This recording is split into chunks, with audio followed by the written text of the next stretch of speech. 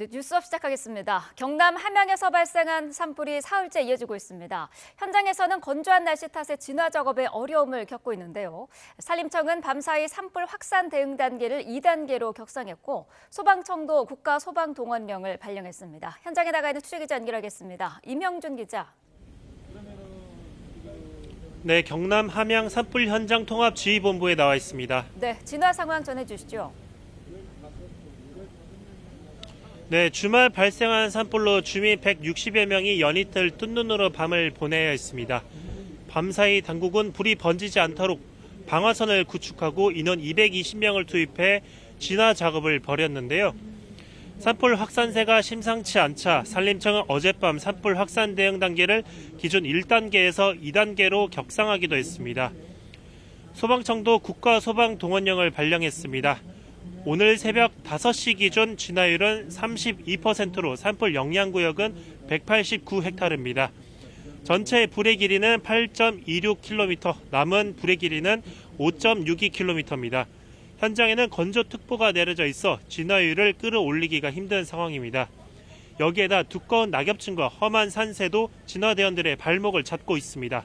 날이 밝은 만큼 당국은 헬기 50여 대를 투입해 불을 끄는데 총력을 다하겠다는 방침입니다. 지금까지 경남 함양 산불 현장 통합지휘본부에서 YTN 임영준입니다. 네, 들으신 것처럼 산불 진화에 어려움을 겪고 있는 가운데 영남 지방은 그동안 건조특보가 내려진 가운데 비가 내린 날도 거의 없었습니다. 취재기자 연결해서 자세한 내용 들어보겠습니다. 정혜원 기자, 올해 첫 대형 산불인데요. 이 지역이 그렇게 메말랐었나요? 네, 그렇습니다. 경남 함양 마천면 산불이 어젯밤 10시 반을 기해서 대형 산불로 확산했는데요. 이 지역은 그동안 그야말로 하얗고와 같았습니다. 최근 함양을 비롯한 영남 지방은 건조특보가 한 달가량 지속하면서 실효 습도가 14%대에 머무는 건조한 날씨가 이어졌습니다.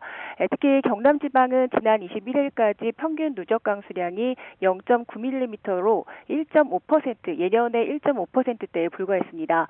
최저수준이 역대 두 번째에 해당할 정도로 건조한 날씨에 해당합니다. 이렇다 보니 올해 첫 대형 산불로 현재 이 지역은 대응 2단계가 내려진 상태입니다. 대형 산불은 피해 면적이 현재 100헥타르 이상이면서 산불 지속 시간이 24시간 이상 이어질 때 분류되는데요. 최근 영남 지역을 중심으로는 고온 건조한 날씨가 이어진 데다 바람까지 강해서 산불 위험이 커진 상황입니다. 특히 함양 지역은 산세가 오면서 불길을 잡기가 쉽지 않은 것도 산불이 커진 이유입니다. 현재 이 지역은 영해안구역이 새벽 5시 기준 189헥타르까지 더 넓어졌고요. 이 화선도 총 8.26km로 더 확산했습니다. 현재 잔여 화선은 화면에 보이는 붉은색으로 표시된 5km 이상에 해당하는 구역입니다. 산불 현장에는 건조특보 속에 서풍 계열의 바람이 다소 강하게 불고 있는데요.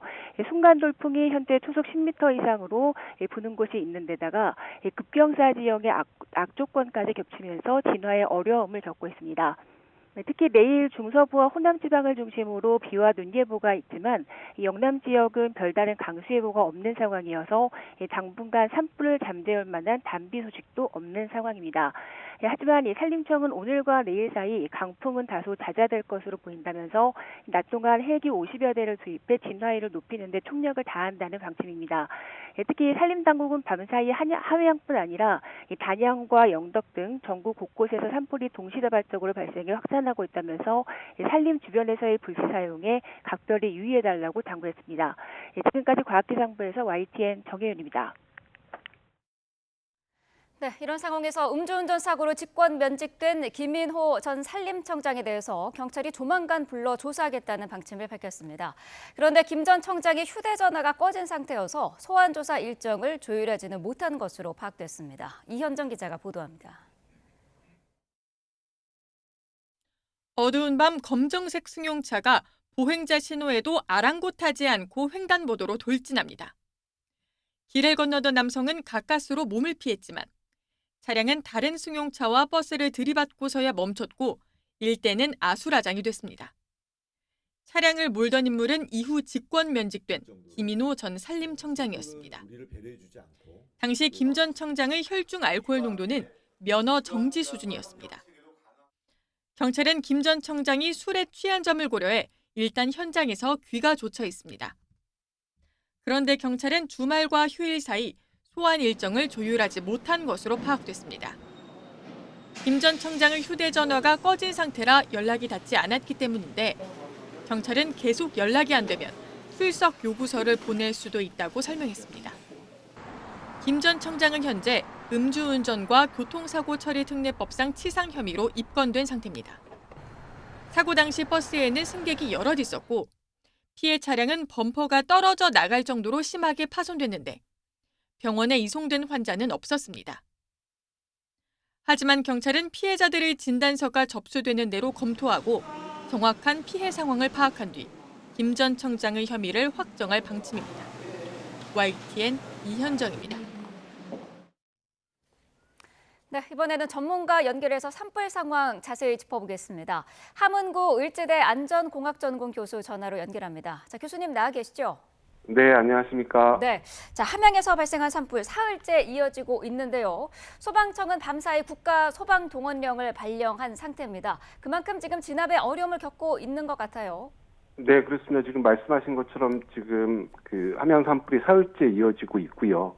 이 국가 소방동원령은 특정, 예를 들면 뭐 경남이라든가 이런 시도의 소방력으로 대응이 어려울 때 이제 인근에 있는 시도에서 지원을 받고 있고요.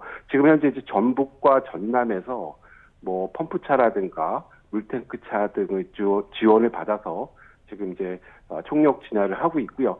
한때 66% 정도 진화가 됐다라고 알려졌는데 지금 이제 한 32% 가량으로 지금 이제 진화율이 굉장히 좀 낮아져 있는 상태라고 할 수 있겠습니다. 네, 강풍도 문제지만 경사가 험준해서 진화가 어렵다고 하던데 이 지역의 산악 지형이 어떤 특징이 있습니까?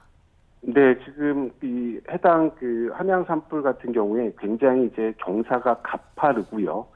그리고 이제 특히 이제 침엽수 이 수종이 이제 소나무가 굉장히 우거진 이런 지역으로 알려져 있습니다. 이 경사가 이제 급하다라고 하는 부분은 실제로 이제 산불이 돼서 연소가 되는 과정에서 이 경사도가 급해질수록 산 정상 부분으로 빠르게 화세가 전달되는 이런 특성을 보여주고 있거든요. 그래서 네. 이런 부분들이 이제 영향을 미치고 있고요. 더더군다나 이제 안반 형태로 되어 있어서 그 작업이 진화하시는 진화 인력들이 접근하기가 굉장히 어려운 그러한 악조건이라고 할 수가 있겠습니다. 네, 이 함양 산불 올해 첫 대형 산불로도 격상이 됐습니다. 오늘 오전부터 다시 헬기를 투입해서 총력 대응하는 방침인데 오늘 주불 진화는 가능하겠습니까? 네, 뭐 저는 뭐 조심스러운 그 전망이긴 하지만 네. 지금 이제 산불 진화 헬기를 한 51대 정도 투입을 하겠다라고 밝히고 있고요.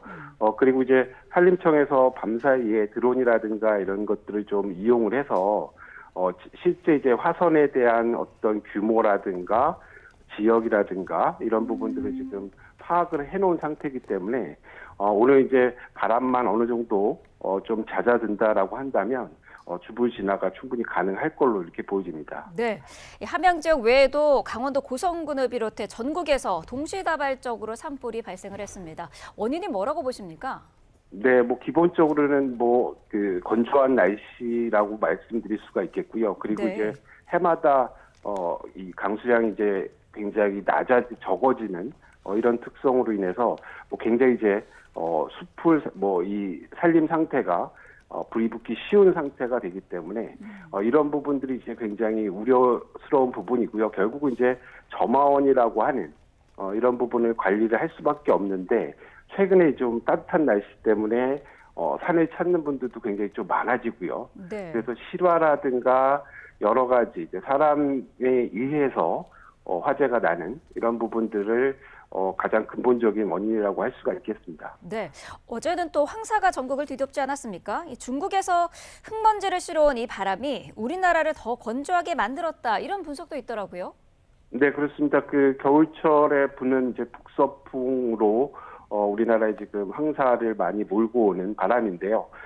말 그대로 뭐 한랭 굉장히 건조한 그런 특성을 보이고 있고요. 네. 그리고 이제 어제 같은 경우에는 이례적으로 굉장히 고온 상태의 따뜻한 바람이 불어서 이런 부분들도 상당 부분 영향을 미친 걸로 이렇게 보여집니다. 네. 5월까지가 산불 조심 기간인데요. 봄철 산불을 더 조심해야 되는 이유가 있을까요? 네, 아무래도 이제 뭐 겨우내 특히 이제 강수량이 가장 낮아지는 시점이 이제 봄철이라고 할 수가 있겠고요.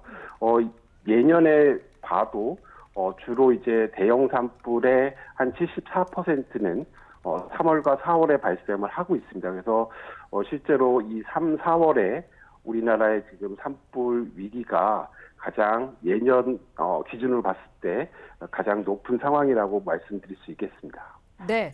산불 발생 건수를 보니까 지난해보다 1.7배 증가한 것으로 전해지고 있습니다. 이거는 특별한 이유가 있을까요? 계속해서 말씀드리겠지만 우리나라가 이제 계속해서 겨울철과 봄철에 굉장히 이제 건조한 날씨가 심화되고 있는 상황이고요. 이와 더불어서 이제 최근에 이제 뭐 화목 보일러 사용이라든가 제가 앞서 이제 점화원에 대한 관리 부분을 말씀드렸는데 네. 뭐 이런 여러 가지 화기 사용이라든가 화목 보일러와 같은 실제 불씨가 될 수 있는 이런 이제 점화원들도 점차 이 활용이라든가 사용 빈도가 높아지면 따라서 이런 것도 이제 영향이 있는 걸로 이렇게 보여집니다. 네. 앞서서 말씀하신 것처럼 날씨가 지금 건조한 상태고 좀 따뜻해지면서 입산객들도 늘어나고 있는데 좀 특별히 주의해야 될 점들이 있으면 다시 한번 짚어주시죠. 네, 그렇습니다. 실제로 이제 가연물 상태가 산불이 발생하기 가장 이제 최적의 상태가 되어져 있고요. 네. 따라서 이제 결국은 이제 산불을 막을 수 있는 가장 근본적인 것은 지금 앵커께서 말씀 주신 것처럼 점화원 관리, 뭐 화기라든가 앞서 말씀드린 이런 부주의한 행동들을 좀 최대한 좀 자제를 해주실 필요가 있겠고요. 더더군다나 이제 입산이 금지된 이런 산림에는 절대 좀 들어가서는 안 되겠습니다. 네. 자, 지금까지 함은구 을지대 안전공학전공 교수와 이야기 나눠봤습니다. 교수님 오늘 말씀 감사합니다. 네, 고맙습니다. 경찰이 공천원금 의혹 등을 받는 김병기 의원을 목요일과 금요일 이틀에 걸쳐 소환합니다. 금품 수수와 배우자 법인카드 의혹 등 확인할 내용에 방대해 고강도 마라톤 조사가 이뤄질 전망입니다. 최민기 기자입니다. 무소속 김병기 의원이 오는 26일과 27일 경찰에 출석해 조사를 받습니다. 지난해 12월 서울경찰청이 전담 수사를 시작한 지 2달 만입니다. 연루된 의혹만 13개에 달해 하루에 피의자 조사를 끝낼 수 없다고 보고 연이틀 소환을 결정했습니다. 그중에서도 경찰은 2020년 총선을 앞두고 전직 동작구 의원 2명에게 3천만 원을 받았다는 공천원금 의혹을 집중 추궁할 것으로 보입니다. 돈을 줬던 탄원서를 작성한 전직 구의원들과 김 의원 측근인 이지희 동작구 의원, 김 의원 배우자 조사를 마쳤습니다. 공천원금 받은 거 인정하세요? 김병기 의원도 알고 있었나요? 동작구 의원 2명 말고도 다 받은 거 있으실까요? 아내 이 씨가 동작구 의회 법인카드를 유용하고 이에 대한 경찰 수사를 무마했다는 의혹도 중점적으로 캐물을 예정입니다. 이와 관련해 조진희 전 동작구 의원이 먼저 불려나왔고 경찰 관계자가 줄 소환되기도 했습니다. 차남의 숭실대 편입에 관여했다거나 대한항공에서 고가의 호텔 숙박권을 받았다는 혐의 역시 빠짐없이 확인할 방침입니다. 오는 24일 체포동의안 표결이 이루어지는 강선우 의원의 공천원금 1억 원 수수 의혹을 묵인했다는 의심에 어떤 태도를 보일지도 관심입니다. 그걸 몰랐다면 모를까. 이게 컷오프를 갖다가 하는 그런 얘기를 갖다가 제가 그 얘기는 제가 취소하겠습니다. 또 김 의원 보좌진은 김 의원이 중요 물품을 금고에 보관한다고 진술한 바 있어 경찰이 아직 찾지 못한 핵심 물증인 금고 행방이 밝혀질지도 주목됩니다. YTN 최민기입니다. 이번 주 국회에서는 입법 전쟁이 펼쳐질 전망입니다. 민주당이 추진하는 사법개혁 3법 등 쟁점 법안이 본회의 상정을 앞두고 있는데 강대강 대치 전국이 재현될 것으로 보입니다. 임성재 기자의 보도입니다. 휴일을 반납하고 모인 민주당 의원들은 진보 진영의 수건인 사법개혁 3법을 두고 막판 의견을 조율했습니다. 이미 법력권 주도로 법사위를 통과한 대법관 증원과 재판소원, 법 왜곡죄의 본회의 상정을 앞두고 최종 점검에 나선 겁니다. 판검사가 법을 잘못 적용하면 처벌할 수 있는 법 왜곡죄는 일부 위헌 우려도 제기됐지만 법사위 원안대로 처리하기로 했습니다. 당정청 조율까지 거쳐서 법사위를 통과한 만큼 이견 없이 중론을 모아서 본회의 처리하기로 하자. 국민의힘은 민주당발 사법 3법을 법치에 대한 테러이자 독재선언이라고 비판했습니다. 법 왜곡죄는 정권의 입맛에 맞지 않는 판사를 감옥에 보내겠다는 현대판 사화의 예고편이고, 재판 소원은 이재명 대통령 유죄를 뒤집어보겠다는 무한방탄의 활용점정이라고 규정했습니다. 지금 민주당의 행태는 그 보루를 허물고 사법부를 자신들의 발 아래 두려는 천인공노할 헌법 파괴 행위입니다. 여야는 본회의 입법 시간표에 신경을 곤두세우는 모습입니다. 사법 3법은 물론 지방선거의 대형 변수가 될 행정통합 3법과 상법 3차 개정안, 국민투표법, 각종 민생법안까지 마음 급한 민주당은 다음 달 3일까지 계속 본회의를 열겠다는 방침입니다. 국민의힘이 무제한 반대 토론, 필리버스터를 예고한 만큼 어떤 순서로 상정할지 수싸움도 필요해졌습니다. 민주당은 운영위원회를 열어 본회의 개최 의사 일정을 단독 의결할 가능성을 검토 중이고, 국민의힘은 자당이 위원장을 맡은 대민투자특별위원회 일정에 협조하지 않는 일종의 배수진을 고려하고 있습니다. 여야는 계속 접촉할 생각이라지만 근본적으로 이견을 좁힐 수 없는 법안이라 올해 두 번째 필리버스터 정국은 피하기 어려울 거란 관측입니다. YTN 임성재입니다. 앞으로 꼭 100일 뒤 오는 6월 3일에는 이재명 정부 첫 전국 단위 선거인 지방선거가 치러집니다. 민주당은 새 정부 1년 국정 성과를 자신하며 지방 권력까지 석권하겠다고 벼르고 있고, 국민의힘은 보수 재건의 토대를 마련하겠다고 외치는데요. 이번 선거의 관전 포인트, 강민경 기자가 세 가지 열쇠말로 정리했습니다.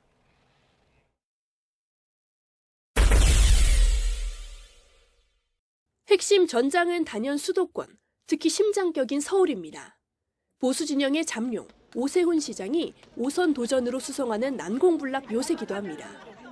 주택 문제를 해결하겠다는 의지가 있는 거냐, 이번 기회에 다시 한번 정부에 촉구를 합니다. 5년 만에 시장직 탈환을 노리는 민주당은 그야말로 총력전입니다. 중량감 넘치는 현역 의원은 물론 저격수 역할의 새 인물까지 두루 검토하며 최상의 맞상대를 골라 붙일 만반의 준비를 하고 있습니다. 서울시장에 출마하려고 합니다. 멋지고 행복하고 편안한 그런 서울시가 될 수 있도록. 최대 외형 변수는 부동산과 코스피입니다.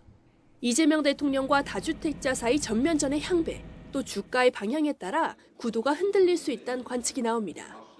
자기가 살지도 않으면서 투기용으로 또는 투자용으로 가지고 오랫동안 가지고 있다고 왜 세금 깎아줍니까? 지난 총선 때 17대1, 보수의 힘을 실어준 부산이지만 이번엔 판도 변화가 감지됩니다. 국민의힘 소속 현직 박형준 시장이 유력 도전자인 민주당 전재수 의원과 엎치락 뒤치락하는 상황이 심상치 않게 관찰되기 때문입니다. 국정 안정론에 다소 쏠린 분위기에 맞춰 부동층이 늘어나는 신호로도 읽힙니다. 이 때문에 이번 선거에선 부산이 사실상의 중원, 즉 진영의 승패를 가를 핵심 승부처로 보는 시선이 많습니다. 지역 일꾼을 뽑는다는 현실적 측면으로 접근하면 본회의 상정을 앞둔 세계 지역 행정통합특별법이야말로 이번 선거의 최대 변수입니다. 지역 소멸 대응과 국토 재설계 과정에서 표 계산이 끼어들 여지는 없습니다. 광역단체장 몸집은 배로 커지고 자리는 반토막 나는 만큼 경선 과정부터 혈투가 예상됩니다. 물론 대전 충남 통합에는 국민의힘 반발 때문에 법이 아직 통과되진 않아 후보자들 윤곽이 상대적으로 흐릿한 게 사실입니다. 대전 충남이 요구하는 내용은 모조리 제외되고 시도지사의 의견 수렴도 없는 상태에서 여야 협상 상황에 따라 강훈식 청와대 비서실장의 차출 여부도 결정될 걸로 보입니다. 최근 지방선거 전적은 1대1, 여야가 사이좋게 주고받았습니다. 2018년은 민주당이 문재인 전 대통령 지지율과 한반도 평화 분위기를 타고 압승했고, 2022년에는 정권 교체의 휘장을 휘두른 국민의힘이 선전했습니다. 이재명 대통령 취임 꼭 1년을 맞아 열리는 이번 선거는 집권 여당의 국정 동력을 좌우하는 건 물론 정당 수장의 운명도 결정할 걸로 보입니다. 지금으로서는 여권이 유리하다는 관측이 대세지만 선거 전의 100일은 짧고도 긴 시간입니다. 선거의 3요소, 즉 구도와 인물, 그리고 바람에 따라 결과는 요동칠 수 있습니다. YTN 강민경입니다.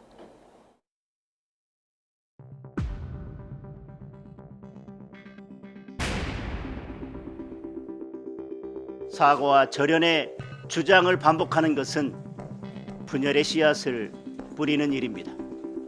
그리고 분열은 최악의 무능입니다. 대통령과의 절연을 앞세워 당을 갈라치게 하는 세력, 단호하게 절연해야 할 대상은 오히려 이들입니다.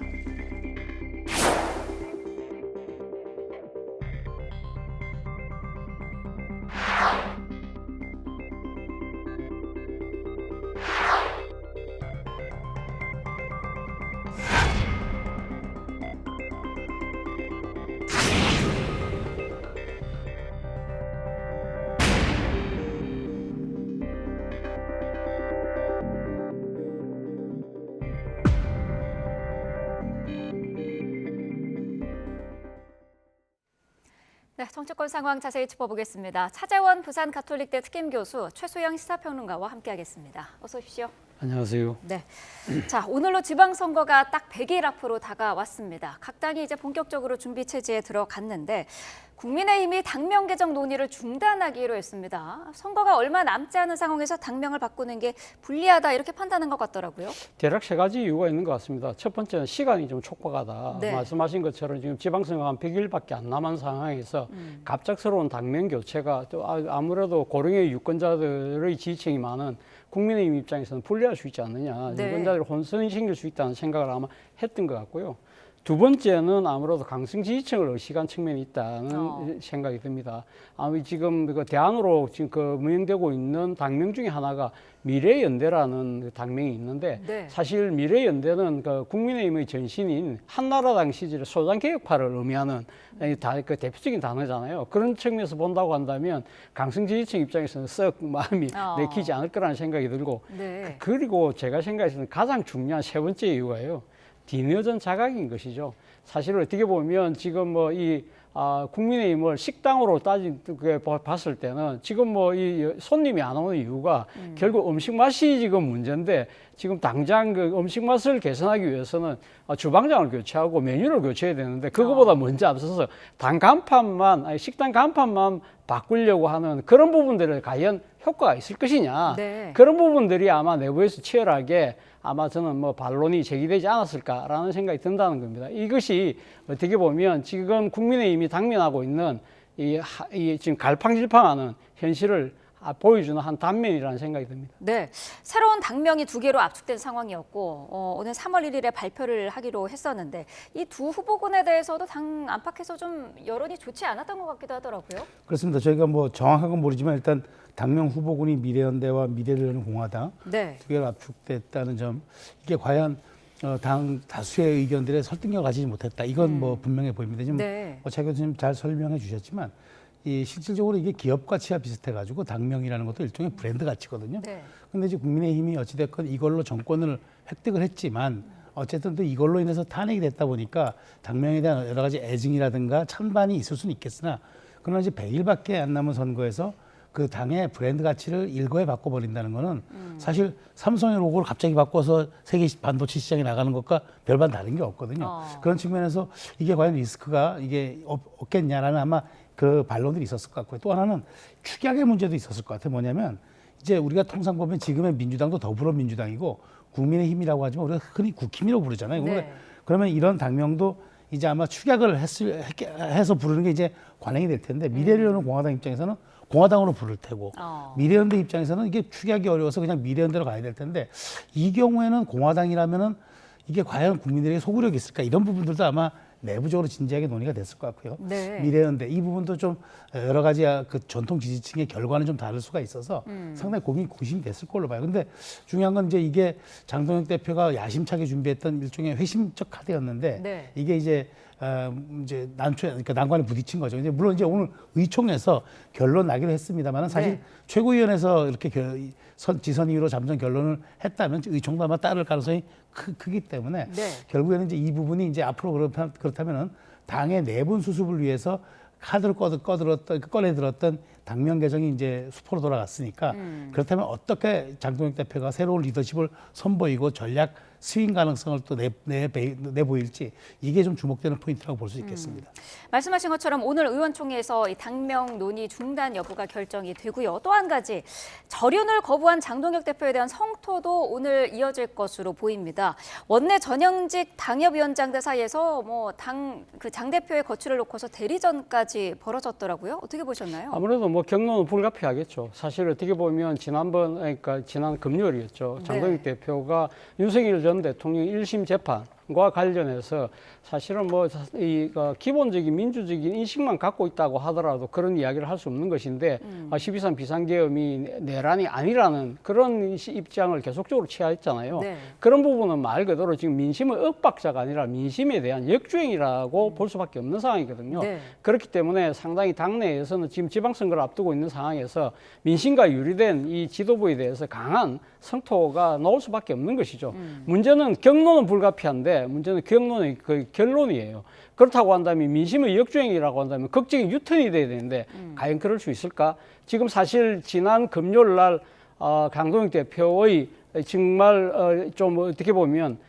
상당한 그러니까 그 민심하고 역주행하는 그런 그 결정과 발언이 나왔음에도 불구하고 사실 당내에서는 너무 그러니까 조용한 그런 상황이거든요. 사실 네. 뭐 지금 뭐 초재선 대표들 몇 명이 이야기를 하긴 했습니다만 그리고 또 광역단체장 중에서 오세훈 시장 말고는 다 지금 잠잠한 상황이잖아요. 그런 상황에서 본다고 한다면 오늘 경론이 있다고 하더라도 어느 한 명 자신의 기득권을 내려놓고 정말 이 당의 잘못된 이 지금 역주행에 대해서 몸을 던지는 그런 모습이 과연 나올 수 있을까? 그렇다고 한다면 결국은 경로는 하되 네. 빤한 결론으로 이르지 않을까라는 생각이 든다는 겁니다. 원내 당협위원장들은 지금 나뉜 게 장동혁 대표의 사퇴를 요구하는 쪽이 있고요. 또 대표의 정당성을 흔들지 말라라는 당권파로 지금 나뉘고 있습니다. 지방선거를 앞두고 뭉쳐야 되는 당이 지금 이런 상황인데 어떻게 보세요? 아마 이런 내용은 좀 불가피해 보이는 게요. 장 대표가 누구나 다 예상할 수 있는 일들을 이렇게 말하자면 본인의 강성 지지층에 소구하는 듯이 보이는 이 이유가 장 대표가 과연 몰라서일까요? 저는 선거 전략의 가능성도 있다고 보는 겁니다. 그러니까 네. 장 대표가 취임할 당시에 당원이 한 75만 명 정도 되던 당원이 지금은 110만 명 정도 늘었다는 거잖아요. 그러면 약 40만 명 가까이 늘었다는 건데 그게 이제 물론 뭐 지방선거 일부 출마자들이 이제 당원을 모집한 그런 결과도 있겠지만 네. 어찌 보면 장동혁 체제에 동의하는 차원에서 많은 분들이 이제 입당을 해줬다고 봤을 때 지방선거라는 것은 기본적으로 가장 투표율이 4대 선거 중에 낮습니다. 대통령 선거, 그다음에 총선 등등 해서 4대 선거가 있는데 우리가 그 4대 선거 중에서 가장 투표율이 낮은 선거가 지방선거라고 보거든요. 그러면 여기에는 가장 말하자면 충성도가 높은 당원, 그다음에 정치 관여도가 높은 당원들이 아무래도 투표에 참여해요. 그러면 이들을 탄탄하게 묶는 코어 지지층으로 해가지고 이른바 집토끼를 탄탄하게 굳혀서 투표장으로 이끌어낸다는 기본 전략은 가능하죠. 그 전략에 따라서 장 대표의 생각은 최대한 굳힐 때까지 굳히는 일종의 굳히고 뻗기 전략. 그러니까 어느 정도 타이밍이 되면 그다음엔 당연히 중원으로 나가야죠. 왜냐하면 생각해 보시면 선거라는 거는 넓히면 이기고 좁히면 지는 게임이기 때문에 탄탄하게 한다면 어쨌든 그 중원으로 나가야 됩니다. 그 타이밍을 제가 보기에 이제 아마 3월 1일 날 원래는 이제 당면 개정을 통해서 그런저런 타이밍을 보고 본인도 얘기했듯이 나만의 타임라인이 있다고 얘기를 했는데 네. 이제 그런 과정 속에서 저는 지금 좀 약간 그 강한 일종의 드라이브가 이어지고 있다고 보고 아마 여러 이제 당의 중진들이라든가 그다음에 이제 다수의 당권파 당협위원장들도 그런 점에 동의해서 지도부를 흔들면 안 된다 이런 얘기를 한 것 같아요. 근데 네. 어찌됐건 터닝 포인트는 와야 되는데 그 시점이 언제일 것이냐 요걸 한번 주목해 볼 필요가 있겠다는 말씀을 드립니다. 전략일 수도 있다라고 하셨는데 일각에서는 뭐 비대위 얘기도 조심스럽게는 나오고 있더라고요. 근데 이렇게 큰 단위 선거를 앞두고 주요 정당이 비대위로 가는 체제 사례는 간혹 있었지만 네. 그래서 성공한 사례가 없어요. 오히려 더 리더십의 내용이 오고 지금 기출범만 그러면 선거관리위원회는 어떻게 할 것이며 선대위 구성도 어떻게 할 것인지 이 모든 게 더 복잡하기 때문에 저는 그 가능성은 제로에 수렴한다고 생각합니다. 네, 절윤에 대한 당 중진들의 입장을 보면 조경태 의원은 장동혁 대표에게 당을 떠나라라는 요구를 했고요. 원조 친윤으로 분류되죠. 윤상현 의원은 비상겸과 윤 정부 실패에 대해서 사과를 했습니다. 윤상현 의원의 사과는 어떻게 봐야 될까요? 모르긴 몰라도 윤석열 전 대통령 측이나 아마 장동혁 지도부 입장에서는 이렇게 이야기하지 않을까요? 브루투스 너마저도 아마 이 말을 떠올릴 가능성이 저는 상당히 높다고 보는데요. 네. 뭐 사실 윤상현 의원이 지난 탄핵 국면에서 상당히 윤 전 대통령의 탄핵 저지를 위해서 노력했던 대표적인 인물인데 이렇게 이 태도를 바꾼 것을 염량세 테러고만 볼 수 있을 것인가? 사실 뭐 윤상현 의원은 인천이라는 수도권에서 가장 민심이 요동치는 지역에서 사선을 했잖아요. 그렇다고 한다면 민심에 대한 뭐랄까요 촉수가 누구보다도 남달리 발달돼 있을 거라는 생각이 듭니다.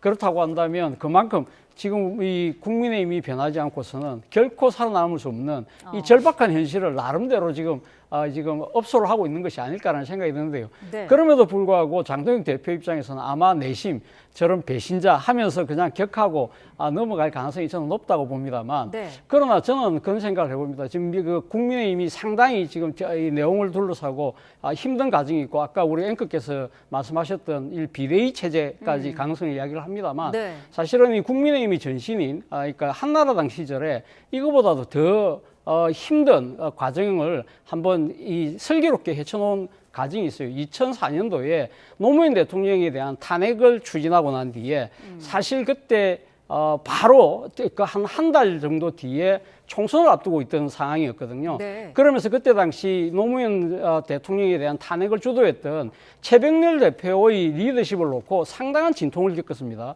당시 이 초재선 의원들이 중심이 된 이 지금 소장파들이 그때 당시 또 하는 문제가 됐던 게 차떼기 사건으로 관련해서 당시 그 당사, 호화 당사가 문제됐었는데 그 초재선들이 먼저 천막 당사를 치고 나가자고 이야기를 했고 네. 그러면서 그때 당시 공천 심사위원장이었던 김문수 의원이 그때 최병렬 대표의 공천 나는 해줄 수 없다.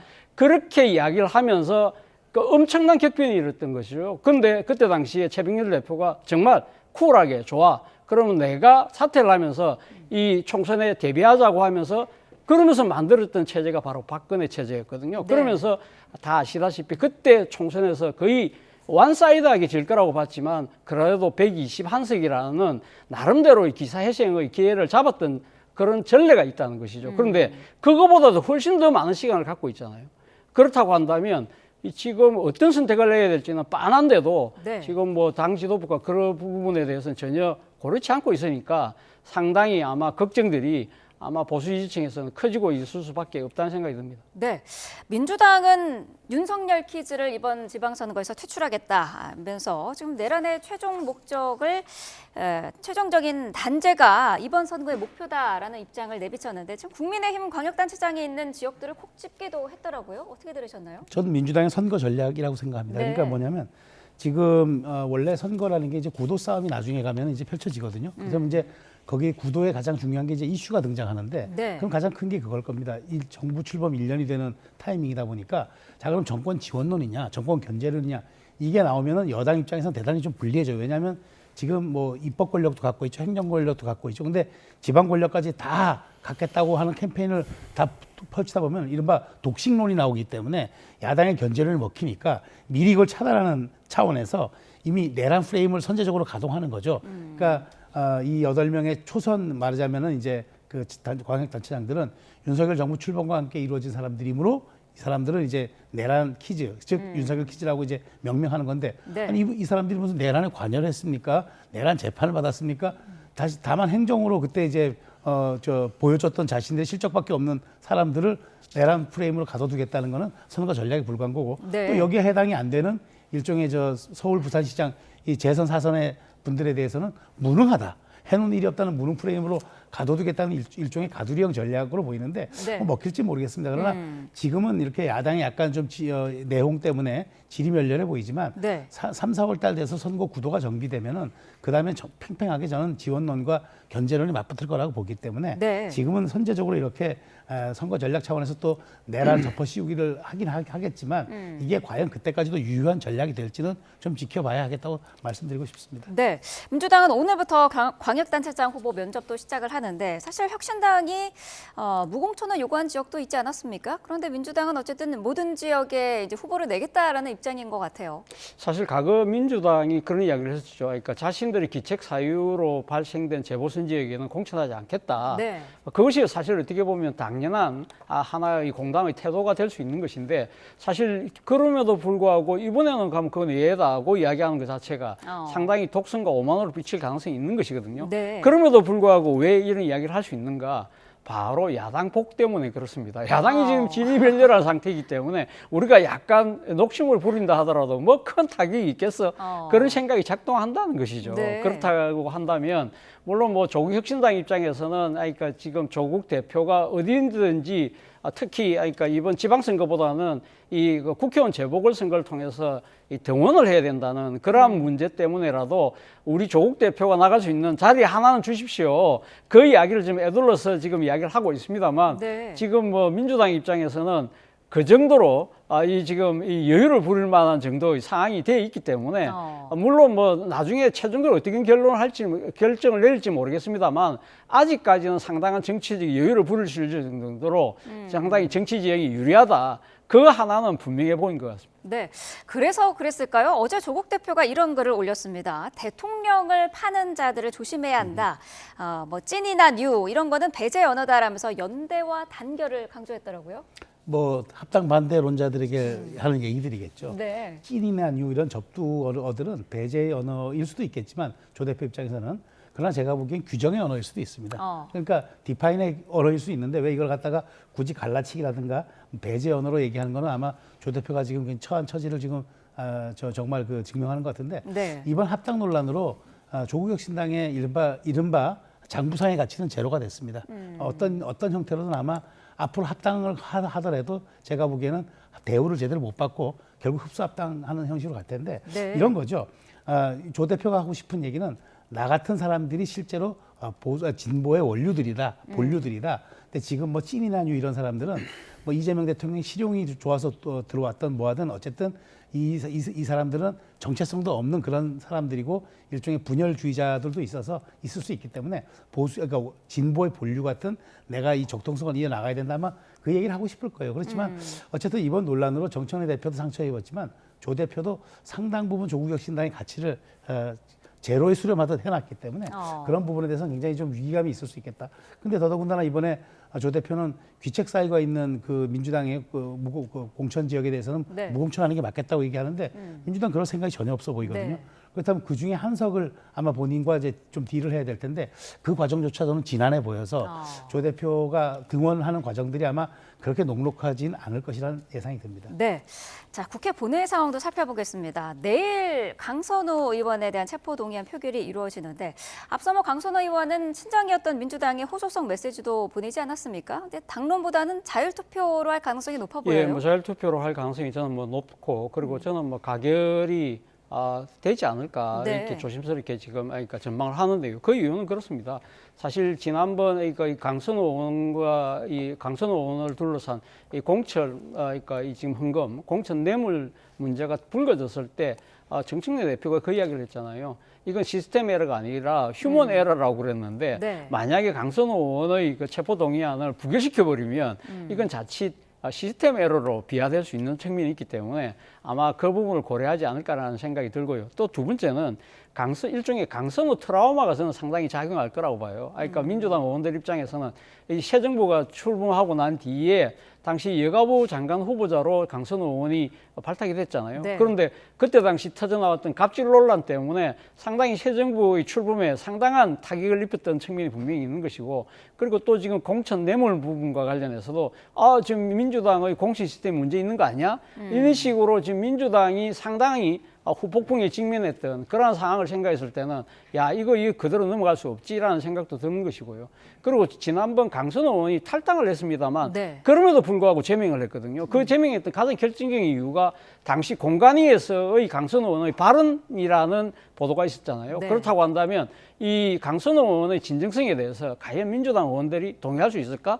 그런 측면에서 본다고 한다면 체포동의안 가결이 이루어질 가능성이 높다는 생각이 듭니다. 가결 가능성을 높게 보는 시각은 많은데 관건은 반대표가 얼마나 나올지다 이런 시각이 있더라고요. 그렇죠. 뭐 아무래도 국회의원들 입장에서는 이 부분에 대해서 뭐 제가 흔히 표현하는 말로 동업자 의식도 좀 있고 그다음에 어디 뭐 이게 강선우만의 잘못인가라는 온종주의적인 그런 시각도 있을 수 있어서 반 대표의 얘기가 저도 관심 사항이 되겠지만 그럼에도 불구하고 이 사안 자체가 지방선거를 앞두고 공천 헌금이라는 굉장히 좀 뭐 휘발성 높은 의제에다가 그다음에 또 하나는 이 부분에 대해서는 여야 모두 참 싸고 돌기에는 너무 좀 정말 국민들에게 분노의 의제가 되어버렸기 때문에 저는 반 대표가 나오더라도 아마 최소화될 것 같은 생각이 들고요. 이 부분이 아무리 강선우 의원이 뭐 전화를 돌리고 편지를 보내고 했다고 하더라도 지방선거를 앞두고 여야 모두 여기에 대해서는 결사적으로 우리는 여기가 달라요라는 그런 어떤 차별성을 보여줘야 하기 때문에 이 부분에 대해서는 제가 보기에 아마 시기적으로 반 대표가 나올 타이밍이 가장 아주 어려운 시기에 이런 지금 표결이 붙은 사안이 아마 강선우 입장에서는 굉장히 불운하게 엮여지는 사안도 될 것이라는 생각이 듭니다. 네, 알겠습니다. 자, 오늘 두 분 말씀은 여기까지 듣겠습니다. 차재원 부산가톨릭대 특임교수, 최수영 시사평론가와 함께했습니다. 고맙습니다.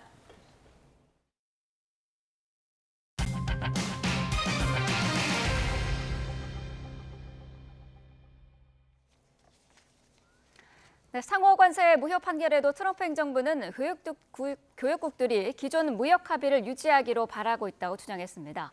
한국계 앤디 김 상원 의원은 미국 국민에게 관세 환급금을 돌려주라고 촉구했습니다. 워싱턴에서 홍상희 특파원입니다. 트럼프 2기 행정부의 경제사령탑 스콧 베선트 미 재무장관은 교역 상대국들이 미국과 체결한 무역 협정의 유지를 원하고 있다고 말했습니다. We've been in touch with our foreign trading partners, and all of them want to keep the trade deals that have been set. 연방 대법원 판결 이후 기존의 무역 합의를 뒤집고 다시 협상하자는 교역국이 없다는 주장입니다. 베선트 장관은 트럼프 대통령이 전 세계의 15% 글로벌 관세를 예고한 근거인 무역법 122조가 관세 부과에 가교 역할을 할 거라고 강조했습니다. 교역국에 15%의 관세를 부과할 수 있는 150일 동안 무역확장법 232조와 무역법 301조를 동원한 관세 조사로 기존과 동일한 관세 수준을 유지하겠다는 겁니다. 관세 환급 문제에 대해선 법원 결정을 따르겠다면서도 꽤 오랜 시간이 걸릴 거라고 예측했습니다. The Supreme Court remanded it down to a lower court, and we will follow what they say, but that could be weeks or months when we hear them.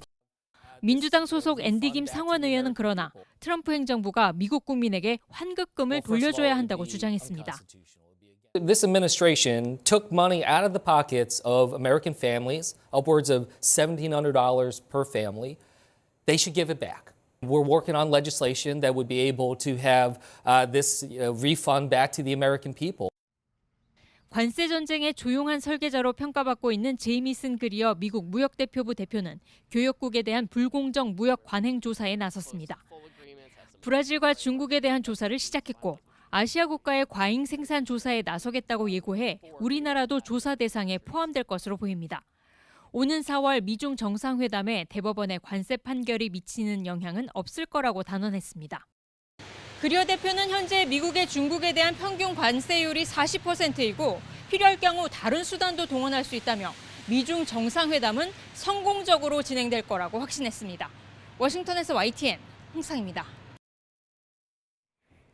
상호 관세가 무효라는 미 사법부의 판결이 나왔지만 트럼프 대통령은 이에 반발하며 15%의 글로벌 관세를 부과한다고 밝혔죠.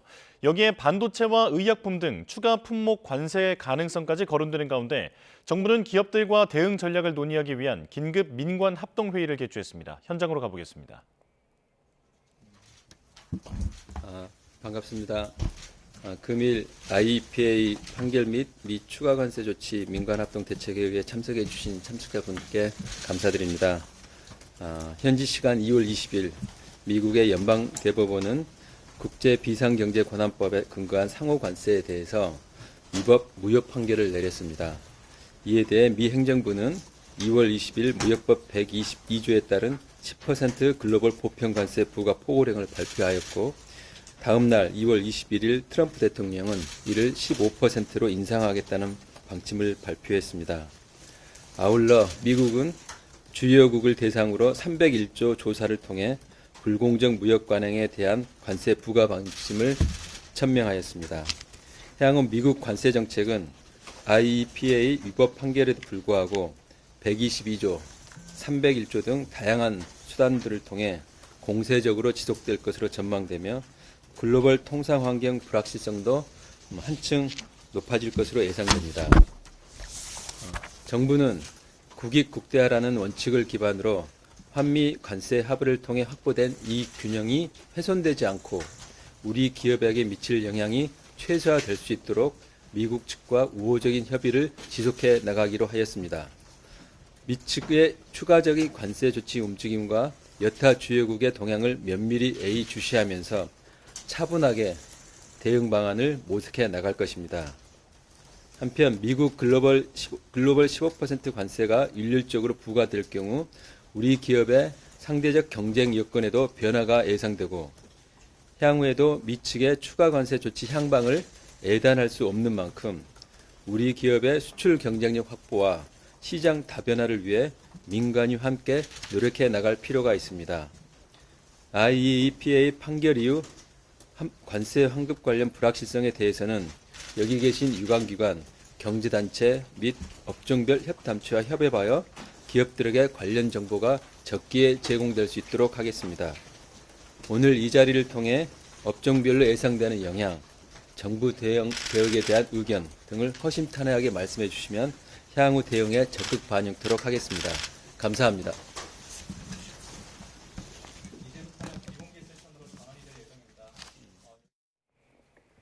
이런 가운데 트럼프 대통령의 저택이 있는 플로리다주 마러라고에 총기를 들고 침입한 20대 남성이 사살됐습니다.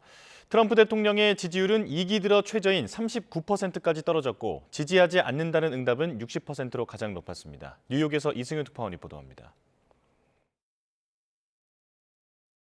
트럼프 대통령의 저택이 있는 플로리다주 리조트 마러라고.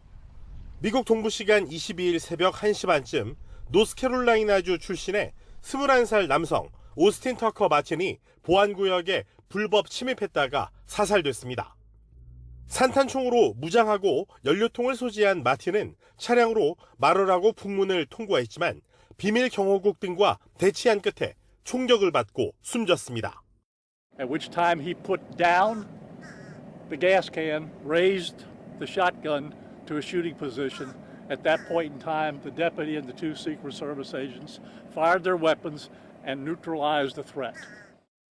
트럼프 대통령은 자주 마러라고에서 주말을 보내지만 당시엔 워싱턴 DC의 백악관에 체류 중이었습니다.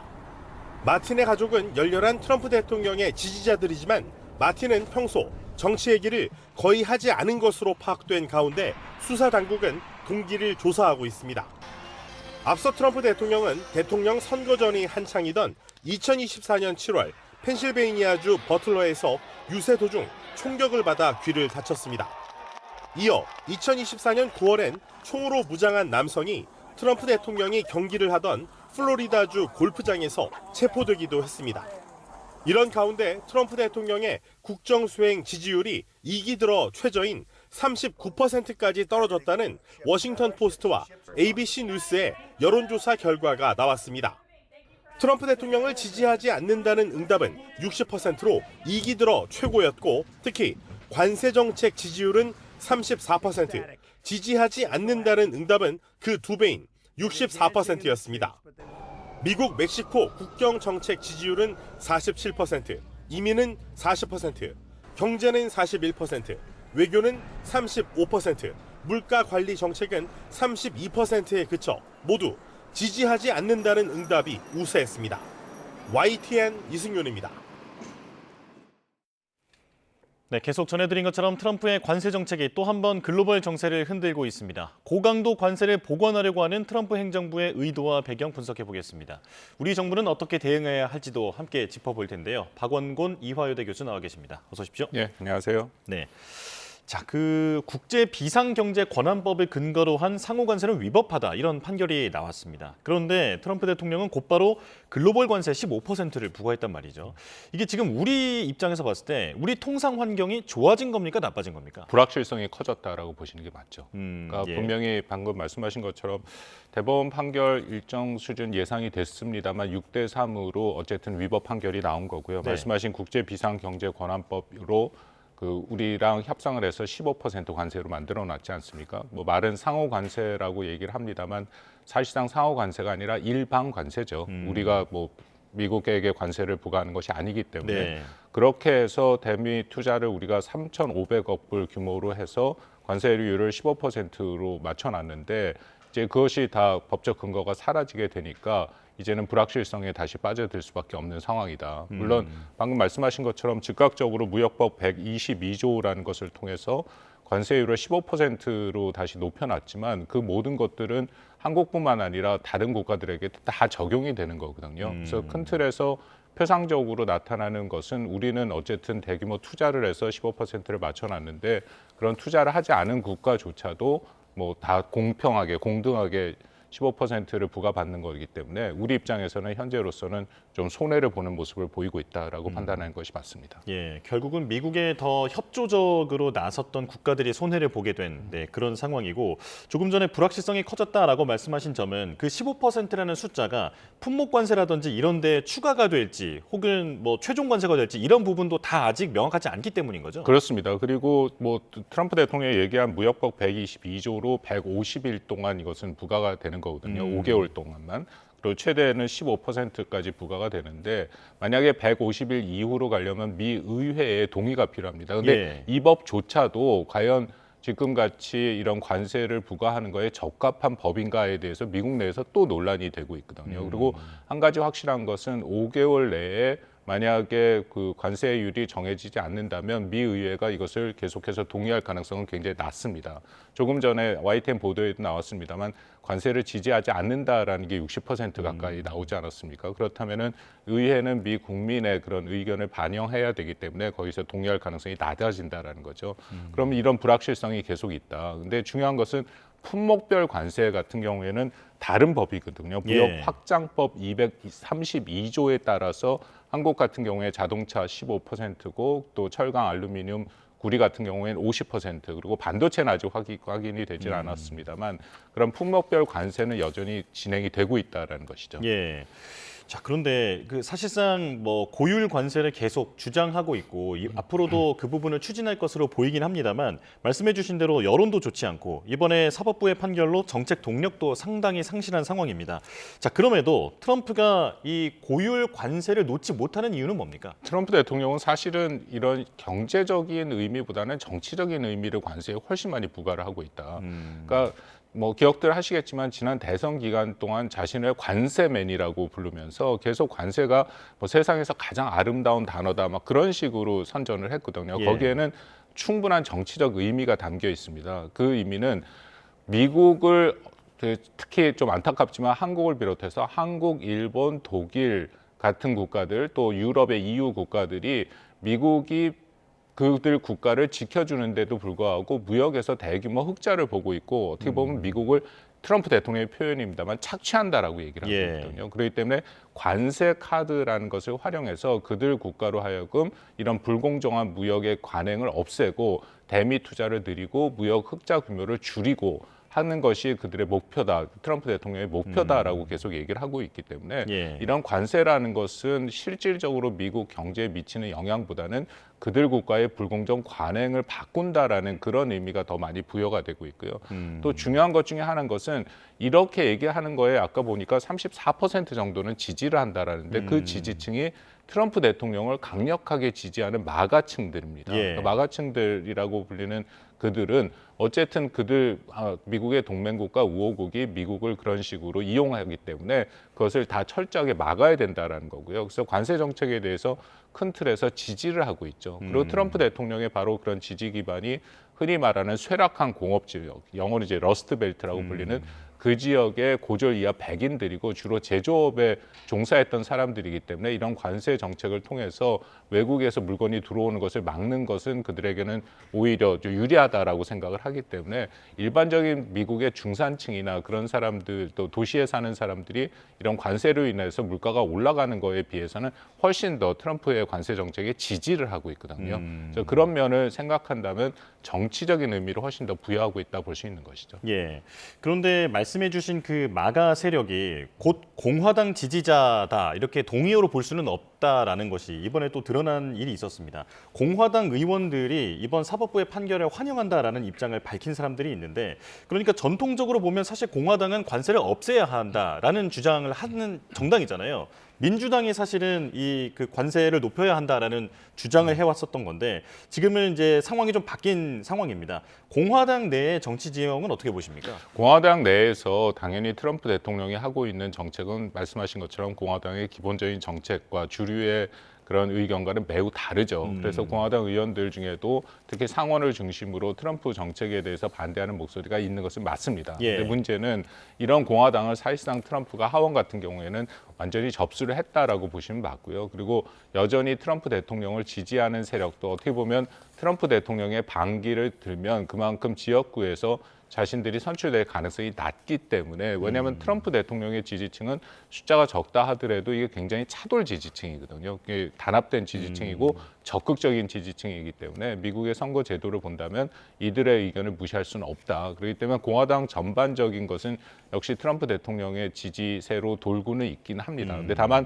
그런 목소리가 나오는 것은 11월 달에 미국 중간 선거가 있잖아요. 근데 중간 선거에서는 다양한 그 유권자층을 다 품어야 되는 그런 의미에서 미국 공화당 의원들 중에서도 당연히 그것이 자신들의 지역구의 특성상 불리하게 작동할 수 있는 이제 그런 부분들이 있기 때문에 거기에 대해서는 트럼프 대통령의 이런 관세 정책이라든지 일부 정책에 대해서 반대하는 목소리 혹은 문제 제기하는 목소리를 낼 수 있는 것이죠.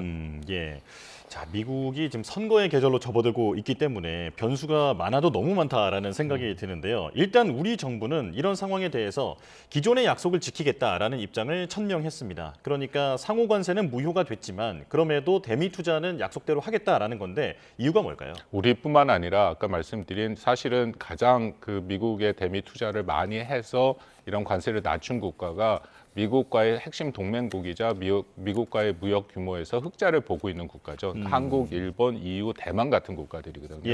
이들 국가는 트럼프 대통령이 특별하게 더 신경을 써서 우리가 협상을 했던 것들이고요. 그래서 만약에 이런 상황에서 이 협상을 마무리를 해버리면, 그리고 이것이 뭐 근거가 없기 때문에 재협상을 요구할 경우에는 트럼프 대통령이 더 강경하게 나올 가능성이 높다라고 보입니다. 아까 말씀드린 것처럼 관세로 실질적인 미국의 어떤 경제에 그 도움이 되는 부분도 있지만 그보다 더 큰 것은 이런 국가들, 한국을 비롯해서 핵심 국가들이 미국에 갖고 있는 대규모 무역 흑자를 줄이겠다, 그리고 대미 투자를 늘리겠다라는 것이 목표이기 때문에 관세는 하나의 수단이거든요. 그래서 만약에 그것이 수단의 측면에서의 무효다라고 얘기를 해버리면 다른 아까 말씀드린 관세를 활용할 방법도 충분히 있고, 특히 우리 입장에선 가장 핵심은 품목별 관세니까 대미 무역 수출의 핵심 것들은 우리 자동차라든지 반도체 같은 것들이지 않습니까? 근데 반도체는 아직도 결정이 안 된 상태고 자동차 같은 경우에도 폭력별 관세 15%인데 이건 일본 같은 경우에는 100%까지도 올릴 위험이 있다면서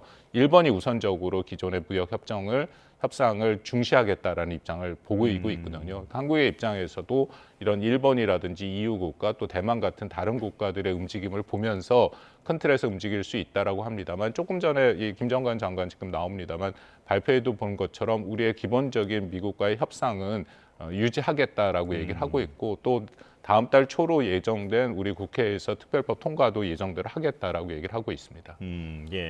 교수님께서 보시기에는 지금 우리 정부의 이런 입장, 그러니까 최소한으로는 기업들의 불확실성을 줄여주는 효과는 있을 것 같은데 이런 입장은 바람직하다고 보십니까? 뭐 우리에게 사실 큰 선택의 여지가 있어 보이지는 않습니다. 말씀드린 것처럼 만약에 우리가 근거가 없어졌기 때문에 대미 투자라든지 그간에 미국과 했던 협상이 잘못됐다라고 해서 재협상을 요구하는 순간 트럼프 대통령의 굉장히 큰 반작용이 있을 가능성이 있고요. 더군다나 지난 이 기자회견을 저도 다 봤습니다만 트럼프 대통령이 좀 약간 격앙된 목소리로 이 6대3의 판결을 내린 대법관들을 특히 반대했던 6명을 굉장히 비난을 하더라고요. 오히려 3명은 또 애국자다라고 많이 얘기를 하고 있고, 만약에 이 관세 자체가 불법이다라고 얘기한 것이 아니라고 대법원 판결을 얘기하면서 이것은 수단의 하나이기 때문에 이번 관세의 다른 방법을 자기는 사용하겠다라고 얘기를 하고 있고요. 더불어서 뭐 벨센트 재무장관도 계속 얘기를 한 것처럼 기존의 무역 협정은 다 이것은 유효하다. 그렇기 때문에 과연 그것을 협정을 맺은 국가들이 제대로 이것을 이행하는지를 계속 보겠다. 러트닉 상무장관 같은 경우에도 계속해서 그런 얘기를 하고 있고요. 그래서 만약에 한국이 여기서 이탈하게 된다면 우리는 좀 감당하기 쉽지 않은 아까 말씀드린 예를 들어 품목별 관세를 통해서의 일종의 보복성 그런 관세 부과도 가능하기 때문에 일단 좀 신중한 그런 접근이 필요하다고 생각합니다. 예, 앞서 설명해 주신 것처럼 일단은 122조를 통해서 150일의 시간을 벌어둔 상태, 그리고 나중에 이제 슈퍼 301조라고 불리는 그 조항을 적용하겠다라고 위협을 할 것이다라고 하는 게 지금 대부분의 전망인 것 같은데, 그렇다면 어디를 먼저 압박할 것인가? 우리가 이제 상당히 순위가 높아 보이는 게 사실입니다. 왜냐하면 우리가 대미 그 통상에서 보면 상당히 흑자를 내고 있는 국가잖아요. 네. 그리고 그 흑자를 내고 있는 국가들 가운데서도 이제 미국 입장에서 보면 국력의 차이로 봤을 때는 압박을 가하기에 이제 적당한 상대다라는 평가가 나오는데, 그렇다면 우리 측에도 상당한 압박이 가해질 가능성도 있지 않겠습니까? 그렇습니다. 한국뿐만 아니라 사실은 미국이 여전히 세계 초강대국으로서의 위치와 역할을 갖고 있기 때문에 양자 협상을 통해서 미국을 상대해서 이기기는 힘들죠. 한국뿐만 아니라 EU도 그렇고, 그렇기 때문에 사실은 한국이나 EU, 일본 또 대만 같이 미국의 대규모 투자를 약속하고 그다음에 상해 관세를 낮춘 국가들은 사실 협력하면은 그 부분에 대해서는 미국과의 어떻게 보면 일정 수준 대등한 협상이 가능할 수도 있지만 미국이 그것을 또 더군다나 트럼프 대통령의 개인 특성상 그것을 결코 용인할 가능성은 크지 않다. 그렇다면 양자 간의 협상으로 갈 가능성이 여전히 높고요. 말씀하신 근데 앞으로 무역법 122조도 잠깐 말씀드린 것처럼 여전히 이 무역법 122조로 이런 관세를 부과하는 것이 전례가 없습니다. 그러니까 미국 내에서도 당연히 법적 논란이 다시 불거지고 있고요. 더군다나 무역법 301조라는 것은 미국의 무역 대표부 USTR이 각 개별 국가의 불공정 무역 거래와 관행이 있는지를 다 조사를 해야 되거든요. 일종의 준사법적인 과정이 필요하고 뭐 청문회도 열어야 되고 그래서 그간의 과정을 보면 트럼프 일기 때 중국한테 301조를 해서 관세를 부과하는데 한 1년 가까이 11개월 정도 시간이 걸렸고 프랑스도 그렇고 다른 국가도 보통 1년 정도 시간이 걸렸다라고 지금 알려지고 있습니다. 그런데 이 과정을 매우 축소해서 빨리 하겠다라고 얘기를 하지만 과연 그것이 다른 국가들에게 과연 될까? 근데 말씀하신 것처럼 그러기 때문에 뭐 미국의 트럼프 행정부 같은 경우에는 대규모 무역 흑자를 보고 있는 한국이라든지 일본 이런 국가들을 중심으로 해서 이런 301조를 적용하도록 하는 그런 조치들을 취할 가능성이 있기 때문에 우리로서는 또 조심스러운 그런 접근이 필요한 수밖에 없다라고 판단이 됩니다. 예. 이제 설명해 주신 내용을 들어보면 미국도 결코 마음대로 하기는 지금 쉽지 않은 상황이다라고 이해가 되는데, 그러니 당연히 협조를 원하지 않겠습니까? 그렇다면 우리도 양자 협상이 아니라 다른 나라와의 어떤 연대를 한다든지 하는 방법은 없습니까? 글쎄요, 그렇게 하면은 제일 좋은 방법이긴 하고요. 특히 이게 말 그대로 상호 관세라고 얘기를 하지만 이게 상호 관세가 아니고 더군다나 한국 같은 경우에는 미국과 FTA 자유무역 협정을 맺지 않았습니까? 그렇다면은 사실상 관세를 0%로 만들어 놓은 상태에서 상호 관세, 일반 관세로 15%가 됐던 것이 이제 불법으로 판결이 났으니까 그러면 다른 국가들과 마찬가지로 같이 힘을 합쳐서 미국과 협상을 하면 되는데 그것은 굉장히 어려운 상황이죠. 왜냐하면 미국이 이미 한국과 비롯해서 유럽 또 일본, 대만들과 이 양자 협상으로 다 이른바 우리도 팩트시트이 다 나오지 않았습니까? 그리고 지금은 그 단계를 넘어서 실질적으로 얼마를 투자할 것인가, 어떤 항목에 투자를 할 것인가에 대한 얘기가 나오는 거고 한국 같은 경우에는 총액 3,500억 불, 일본 같은 경우에는 5,500억 불, 유럽 같은 경우는 6,500불인데 일본이 1차적으로 약 350억 불에 대한 투자가 좀 확정이 된 상태지 않습니까? 그럼 한국은 그 다음번에 투자의 대상인데 만약 이것을 이번에 그 불법화된 것 때문에 관세가 무효다라고 하면서 한국이 뒤로 미루거나 아니면 새로운 협상을 요구할 경우에는 한국을 향해 미국이 거기에 대해서 분명히 문제 제기를 할 가능성이 있죠. 그렇기 때문에 지금 이 상황 자체가 어떻게 보면 같이 국가들과 협력해서 하기는 매우 어려운 이제 그런 환경에 놓여 있다라고 판단이 됩니다. 예. 자, 그리고 트럼프 대통령은 4월에 방중을 해서 미중 정상회담을 예정이 되어 있는 그런 상황인데 관세 정책 관련해서는 지금 펜타닐 관세도 이번 그 사법부의 판결로 징수할 수 없게 된 것 아니겠습니까? 그렇다면 이제 미중 정상회담이 트럼프의 관세 정책의 어떤 분수령이 되지 않을까 이런 전망도 가능할 것 같은데 어떤 의견이십니까? 그렇긴 합니다만 중국에 대해서는 트럼프 행정부 1기 때와는 다르게 중국이 굉장히 준비를 잘하고 있었기 때문에 2기 때의 그런 관세의 일종의 관세 전쟁이죠. 미국과 중국의 관세 전쟁에서 중국이 일정 수준 우위를 차지한 모습도 보입니다. 그러니까 미국이 계속 밀어붙이다가 중국이 희토류의 광물 수출을 딱 제한해 버리니까 그다음부터는 미국이 거기에 대해서 더욱 대응할 방법이 없어서 서로 관세를 낮추고 일종의 휴전이 이루어졌거든요. 이제 그런 환경은 크게 바뀌지 않을 가능성이 높다. 그렇기 때문에 4월 달에 그런 다시 트럼프 시진핑 간의 정상회담에서는 이런 관세 문제에 대해서 미국이 더 전쟁을 확전하거나 그런 전선을 확대하기는 쉽지 않은 상황이고요. 다만 방금 말씀하신 그 펜타닐 관세가 없어진 건 우리 입장에서도 한번 그 판단을 해볼 필요가 있는데 한국의 입장에서는 관세가 부과되더라도 중요한 것은 한국과 경쟁 관계에 있는 국가의 관세가 어떻게 되느냐. 왜냐하면 우리는 대미 수출을 하는 거잖아요. 예. 그게 중요하죠. 그렇다면 우리의 경쟁 관계에 있는 중국의 관세율이 낮아지게 되는 것은 우리 수출 시장에 그렇게 환경에 긍정적이지는 않다라는 판단이 가능합니다. 예, 자, 결국은 또 치밀한 대응, 계산이 필요한 상황이다라고 이해가 됩니다. 자, 여기까지 말씀 듣겠습니다. 박원곤 이화여대 교수와 함께했습니다. 고맙습니다.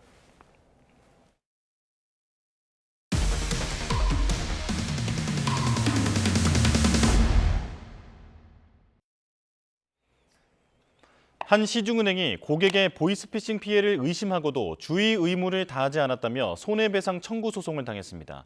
법원은 은행이 더 적극적으로 조치할 필요가 있었다며 일부 과실이 있다고 판단했습니다. 이수빈 기자가 단독 보도합니다. 보이스피싱을 의심한 은행 직원이 피해자에게 빨리 경찰서로 가라고 안내하지만 피해자는 믿지 않고 거듭 이름을 묻습니다. 빨리 경찰서로 가세요, 경찰서로. 은행 가서 해결될 문제가 아니고. 저한테 이 얘기를 해주는 사람이 누군지는 알고 있어야 되잖아요. 저도 감사하니까. 지금 뭐라고 보이스피싱 대응하는 팀이에요, 저희들은. 어디에 누구세요? 그거는 그 국가기관이 그걸 안 가르쳐줘요? 그래야 제가 나중에 저기 하면 감사를 인사드리지. 은행 직원이라며 전화가 올 경우 이름을 알려주지 않으면 범죄 조직원이니 응하지 말라는 보이스피싱범들의 말을 믿은 건데 몇 분을 실랑이 하던 은행 직원은 좋을 대로 하라며 전화를 끊습니다. 그러니까 지금 가르쳐주시는 분이 누구세요? 이름은 중요한 게 아니고 피해를 더 이상 예방하기 방지하려면 중요하죠. 제가 제 돈 가지고 제 맘대로 하는 거예요. 그러면 뭐 그렇게 좋을 대로 하세요, 그러면은. 네. 피해자인 60대 김모 씨는 전날 보이스피싱에 속아 16억 원이 든 예금을 해지하고 이 중 4억 원을 송금한 상태였습니다. 다음 날 김 씨가 돈을 보낸 계좌가 보이스피싱 의심 계좌로 신고된 걸 확인한 은행이 김 씨에게 전화했지만 통화는 이렇게 마무리됐고 해당 계좌에 대한 송금을 정지한 것 외에 추가 조치는 없었습니다. 피싱범들은 이후 사흘에 걸쳐 김 씨에게 또 다른 3개 계좌로 돈을 보내라고 지시했고 피해액은 15억 6천만 원까지 불어났습니다. 당시 명의가 도용돼서 이제 범죄가 발생을 했는데 우리의 협조를 해주면 이제 뭐 모든 게 잘 끝낼 수 있다 이런 식으로 며칠간의 장기간의 이제 그게 이루어져서 김 씨 측은 은행이 주의 의무를 다하지 않아 피해가 커졌다며 손해배상 소송을 제기했습니다. 첫날 송금 당시 은행이 이상거래로 판단하고 2차례 거래를 제한했지만 주식 투자를 위한 거라는 김 씨 말만 듣고 거래를 풀어준 것도 문제 삼았습니다. 1심 재판부는 은행 측에 30%의 과실이 있다고 판단하고 4억 6천만 원을 배상하라고 판결했습니다. 재판부는 은행 측이 피해자가 실제로 주식 투자를 위해 송금한 것인지 추가로 확인하지 않은 채 임시 조치를 해제하는 등 형식적으로 대응했다고 지적했습니다. 또 김 씨 계좌가 피해 의심 거래 계좌라는 것을 인지했고 필요한 임시 조치를 해야 할 의무가 발생했지만 이를 준수하지 않았다고도 말했습니다. 이상 거래를 감지한 은행이 대응에 나섰지만 더 적극적인 조치가 필요했다는 법원의 판단에 은행 측은 당시 경찰서 방문을 권유하는 등 보이스피싱과 관련해 충분히 안내했고 은행 자체적인 판단에 따라 임의로 출금을 정지할 수도 없었다는 입장입니다. 반면 김 씨 측은 피해액이 15억 원을 넘어가는데도 은행이 안내 외에 추가적인 조치 없이 방치했다며 책임이 더 폭넓게 인정돼야 한다고 주장했습니다. 결국 양측 모두 항소장을 제출했는데 2심 재판에서는 어떤 판결이 나올지 주목됩니다. YTN 이수빈입니다. 모텔 연쇄살인 사건을 수사하는 경찰은 피의자 여성과 연락을 주고받은 모든 남성을 대상으로 추가 피해 여부를 확인하겠다는 방침입니다. 이런 가운데 여성이 사용한 것으로 보이는 SNS 계정에서는 불특정 다수와 소통을 시도한 듯한 정황이 포착돼 추가 수사의 단서가 될지 주목됩니다. 정영수 기자입니다. 모텔 연쇄살인 사건의 피의자 20대 여성 김모 씨가 지난 19일 구속 송치된 이후에도 경찰 수사는 이어지고 있습니다. 숨진 2명과 의식을 잃었던 1명 외에 다른 피해자가 있는지를 포함해 규명해야 할 점들이 아직 남아있기 때문입니다. 경찰은 김 씨와 연락을 주고받은 남성을 모두 조사하고 범행 의심 정황이 파악되면 진술을 확보하는 방안도 검토한다는 방침입니다. 그런데 김 씨가 사용한 것으로 보이는 인스타그램 계정에서도 불특정 다수와 소통을 시도한 듯한 흔적들이 발견됐습니다. 김 씨는 지난 2024년 1월부터 2년 동안 해당 계정에서 활동한 것으로 보이는데 마지막 범행 바로 전날인 지난 8일에도 게시물을 올렸습니다. 김 씨는 대부분 자신의 사진과 함께 선팔 마팔, 마팔 DM 등 해시태그를 달았는데 SNS로 친구를 맺고 개인 메시지로 대화하겠다는 의미로 해석됩니다. 김 씨가 다른 남성들과도 소통했을 가능성이 의심되는 대목이라 추가 수사에서 단서가 될 수 있을지 주목됩니다. 경찰은 김 씨의 문자 메시지와 카카오톡을 먼저 분석할 예정인데 이후 인스타그램 등 SNS 계정도 살펴볼 것으로 보입니다. 이 밖에도 경찰은 최근 김 씨의 정확한 범행 동기를 규명하기 위해 전문 인력을 투입해 사이코패스 검사를 실시했습니다. 이르면 이번 주 분석 결과가 나올 전망인데 남성들을 재우려고 했다는 김 씨의 기존 주장을 뒤집는 새로운 내용이 드러날지 관심입니다. YTN 정영수입니다. 경제 관련 속보가 들어왔습니다. 인공지능발 반도체 호황 속에 우리 수출이 또 역대 최대 기록을 경신했습니다. 관세청은 2월 1일부터 지난 20일까지 수출액이 435억 달러로 1년 전 같은 기간보다 23.5% 증가했다고 밝혔습니다.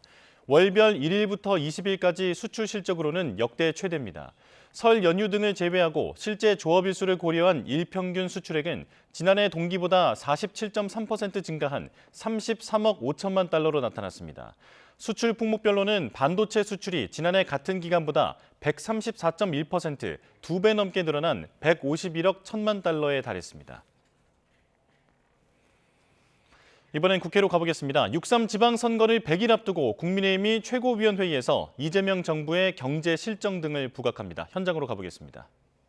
SNS 속으로 숨지 말고 관세 협상의 최전방에 나서서 대통령다운 모습을 보여주기를 기대합니다. 대통령은 정치 인플루언서가 아닙니다.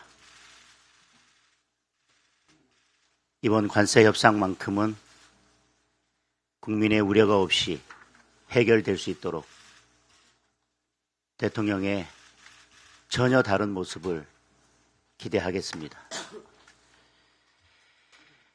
국방비 미지급이나 3단봉 사태, 뒷짐지고 있던 국방부 장관이 미국과 중국이 대치하자 주한미군 사령관에게 즉각 항의하고 나섰습니다. 이재명 정부의, 이재명 대통령의, 그리고 이재명 정부의 국방부 장관의 주적이 누구인지 다시 묻겠습니다. 선의의 기대 정책을 할 때 가장 위험한 것은 안보입니다. 이재명 정부는 선의의 기대 안보를 챙기는 것이 아니라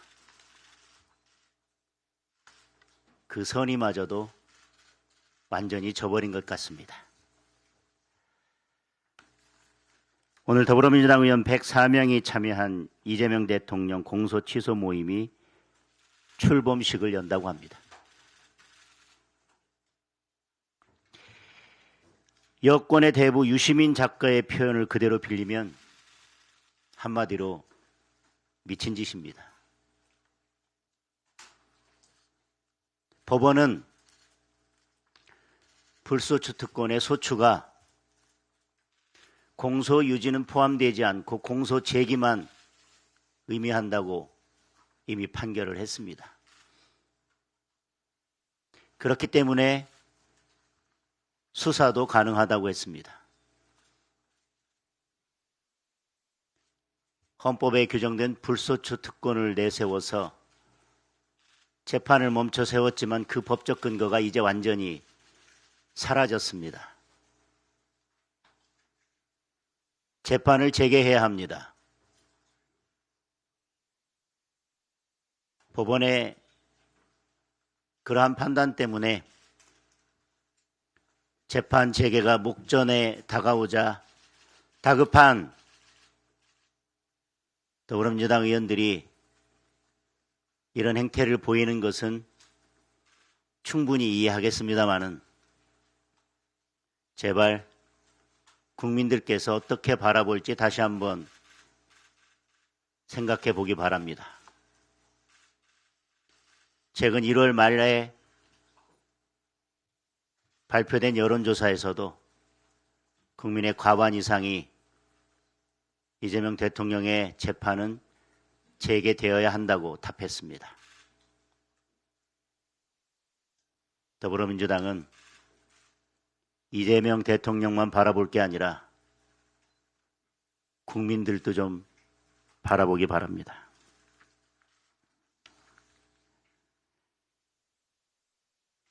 내일 강선 의원 체포 동의안이 처리될 예정입니다. 오래 걸려도 너무 오래 걸렸습니다.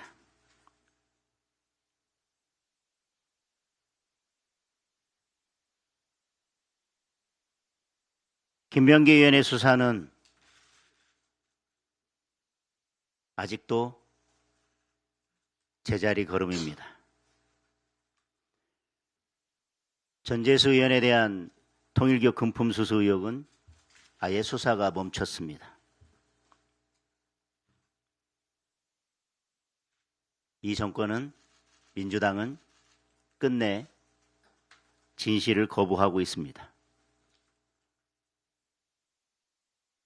유일한 답은 특검밖에 없는데 특검을 거부하고 있습니다. 진실을 연체한 대가는 국민의 냉혹한 심판입니다. 네, 장동혁 대표의 모두 발언 듣고 왔습니다. 관세 불확실성이 재부각된 상황을 언급하면서 대통령이 최전방에 나서야 한다라고 강조했고요. 그리고 민주당 의원들의 공소 취소 모임 출범을 강한 어조로 비판하며 이재명 대통령 관련 재판이 재개돼야 한다라고 밝혔습니다. 관련 소식은 곧 정리해서 다시 전해드리겠습니다. 이번엔 증시 보겠습니다. 이번 주 증시가 급등 출발했습니다. 미 상호관세 위법 판결 여파 뒤에 처음 개장한 건데 5,900선을 넘어 6,000선에 다가가고 있습니다. 개장 화면 함께 보겠습니다. 자, 현재 코스피와 코스닥 모두 빨간불을 켜고 있습니다. 코스피가 1.63% 오른 5,903포인트로 개장했는데요. 현재도 비슷한 수준을 유지하고 있습니다. 자, 그리고 코스닥도 보겠습니다. 자, 코스닥 1.12% 오른 1,166포인트로 출발했는데 상승폭이 소폭 꺾인 모습입니다. 자, 상호관세 무효 판결 이후 주말 내내 우리 시장은 어떻게 반응할지 긴장감이 흘렀는데요. 트럼프 대통령이 다른 수단으로 관세를 부과하려 할 테지만 이번 판결로 정책 동력을 상실했다는 평가가 나옵니다. 일단 우리 정부는 대미 투자는 약속대로 한다는 입장인데 현재로서 우리 시장은 대미 이 상호관세 무효 판결 소식을 일단은 호재로 받아들이고 있는 것으로 보입니다. 자, 원달러 환율 보겠습니다. 증권가는 미국 관세 판결로 달러 약세가 나타나면서 하락할 것으로 예상을 했는데요. 원달러 환율이 역시 3.6원 내린 1,443원으로 개장했습니다. 지금까지 개장 상황 살펴봤습니다. 다주택자가 은행권에서 받은 주택담보대출 잔액이 36조 원을 넘는 것으로 나타났습니다. 최근 3년 새 2.3배 증가한 규모입니다. 금융당국은 수도권과 규제지역 내 아파트를 보유한 다주택자의 대출 만기 연장을 원칙적으로 금지하는 방안을 검토하고 있습니다. 보도에 오인석 기자입니다. 금융권에 따르면 2주택 이상 다주택자들이 KB국민과 신한하나 등 주요 5대 은행에서 받은 주택담보대출 잔액은 1월 말 기준 36조 4천억 원으로 집계됐습니다. 다주택자 주담대가 본격적으로 급증하기 시작한 2023년 1월 말 15조 8천억 원에 비해 최근 3년 새 2.3배 불어났습니다. 같은 기간 5대 은행의 전체 주담대 잔액이 20% 정도 늘어난 데 비해 증가폭이 큽니다. 다주택자 주담대가 전체 주담대에서 차지하는 비중은 6% 수준입니다. 다주택자 주담대 잔액은 2023년 초 정부가 다주택자 대출 규제를 대폭 완화하면서 2024년 말 38조 4천억 원으로 연간 10조 원 넘게 뛰었습니다. 이후 가계부채 문제가 대두되고 은행들이 다주택자 대출 한도를 다시 조이면서 지난해 상반기 말에는 39조 원으로 소폭 늘어나는 데 그쳤습니다. 또 수도권과 규제지역에서 다주택자의 신규 주담대를 금지한 6.27 대책을 기점으로 감소세로 돌아섰습니다. 이런 가운데 이재명 대통령은 투자와 투기용 다주택 취득에 금융 혜택까지 주는 것은 문제가 있다며 기존 다주택에 대한 대출 연장이나 대환도 신규 다주택 구입에 가하는 규제와 동일해야 공평하지 않겠나라고 지적했습니다. 금융당국은 수도권과 규제지역 내 아파트를 보유한 다주택자의 대출 만기 연장을 원칙적으로 금지하는 방안을 들여다보고 있습니다. 다주택자 신규 주택담보대출에 적용되는 주택담보대출 비율 0% 규제를 다주택자 만기 연장에도 동일하게 적용할 경우 사실상 대출 회수 효과가 발생할 것이란 관측이 나옵니다. 일정 요건을 충족하는 경우 예외적으로 만기 연장을 허용하거나 일시의 상환을 요구하기보다 단계적으로 대출을 감축하는 방안도 함께 검토되는 것으로 알려졌습니다. YTN 오인성입니다. 다음 달 새학기 시작을 앞두고 경찰이 무면허 킥보드와 픽시 자전거에 대한 단속을 강화합니다. 여러 차례 경고에도 조처가 이루어지지 않으면 학부모까지 처벌하겠다는 방침입니다. 부정훈 기자입니다. 전동 킥보드가 빠른 속도로 달려오더니 인도를 건넨 모녀를 그대로 덮칩니다. 무면허 중학생 2명이 몰던 킥보드로 2살 배기 아이를 지키려던 30대 엄마는 여전히 후유증에 시달리고 있습니다. 정신적인 부분이나 이런 쪽 장애가 좀 있어서 그런 부분들을 좀 집중적으로 재활하고 있습니다. 호랑이처럼 갑자기 튀어나와 킹란이라고도 불리는 전동 킥보드 사고는 미성년자들의 비중이 절반에 가까울 정도로 청소년 안전을 위협하고 있습니다. 최근에는 브레이크 없이 페달로 멈추는 픽시 자전거도 못지않게 우려를 낳고 있습니다. 중고등학생은 물론 초등학생에게도 인기인데 일반 자전거보다 많게는 13배나 제동력이 약해 급박한 상황에 대처가 어렵습니다. 크고 작은 사고가 잇따랐는데 지난해 7월에는 브레이크를 뗀 픽시 자전거를 타던 학생이 숨지는 일도 벌어졌습니다. 우려가 커지자 경찰은 지난해부터 무면허 킥보드와 픽시 자전거에 대해 단속을 강화했지만 처벌이 어렵다 보니 사고는 끊이지 않았습니다. 이에 경찰은 새학기 시작을 앞두고 대대적인 단속을 벌이기로 했습니다. 만 18세 미만 아동 청소년의 경우 부모에게 통보하고 경고 조치할 수 있는데 반복적이고 고질적인 위반 사례는 학부모를 수사 의뢰하는 방안까지 검토하고 있습니다. 여러 차례 경고했는데도 적절한 조치를 하지 않은 만큼 방임죄로 처벌할 수 있다는 겁니다. 이 밖에 경찰은 등하굣길 등 어린이 활동이 많은 구역 중심으로 교통경찰을 집중 배치해 학교 주변 음주운전과 신호위반 등을 집중 단속할 계획입니다. YTN 부장원입니다. 동쪽 지역을 중심으로 메마른 날씨가 지속하면서 그야말로 산불이 비상입니다. 함양 지역의 산불은 지난 밤사이 올해 들어 처음으로 대형 산불로 확산했는데요. 함양을 비롯한 경남 지역은 최근 누적 강수량이 역대 최저 두 번째를 기록할 정도로 건조한 상태입니다. 추가 피해가 발생하지 않도록 그 어느 때보다도 불씨 관리에 만전을 기해 주셔야겠습니다.